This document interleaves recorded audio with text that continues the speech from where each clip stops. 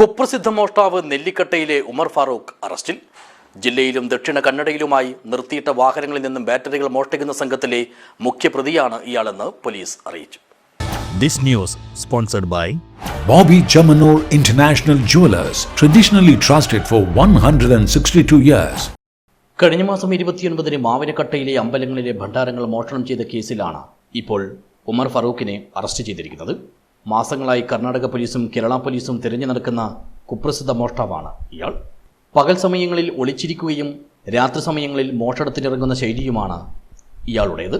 മുള്ളേരിയ പള്ളത്തു നിന്നും വാടകയ്ക്കെടുത്ത Swift Dzire കാറുമായി കൂട്ടുപ്രതിയായ Mulleria പള്ളം സ്വദേശി സാബിത്തുമായി ചേർന്ന് മാവിനക്കട്ടയിലെ ക്ഷേത്രഭണ്ഡാരങ്ങൾ കവർച്ച ചെയ്യുകയും അവിടെ നിന്ന് അതേ വാഹനത്തിലെത്തി മുള്ളേരിയയിലെ ഒരു വീട്ടിൽ നിന്നും 2 കിൻഡൽ അടക്കം മോഷ്ടിക്കുകയും ചെയ്തിട്ടുണ്ട്.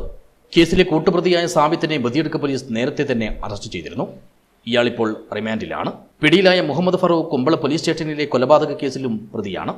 മൊബൈൽ ഫോൺ ഉപയോഗിച്ചാൽ പോലീസ് ട്രാക്ക് ചെയ്ത് പിടികൂടും എന്നറിയാവുന്ന പ്രതി മൊബൈൽ ഫോൺ ഉപയോഗിക്കാതെ വഴിയിൽ വെച്ച് കാണുന്ന ആരുടെയെങ്കിലും മൊബൈലിൽ നിന്നുമാണ് കുടുംബവുമായി ബന്ധപ്പെടാറുണ്ടായിരുന്നത്. മദ്യപാനശീലമുള്ള പ്രതി കാഞ്ഞങ്ങാട് മലനാട് ബാറിനടുത്ത് നിൽക്കുമ്പോഴാണ് പോലീസ് പിടികൂടിയത്. ഇയാൾ ഇവിടെ നിന്നും ചെയ്ത ഒരു ഫോൺ കോളിൻ്റെ അടിസ്ഥാനത്തിൽ പോലീസ് ബാറിനടുത്തേക്ക് എത്തുകയായിരുന്നു. അപ്രതീക്ഷിതമായി പോലീസിനെ കണ്ട് പ്രതി ഓടിപ്പോയി.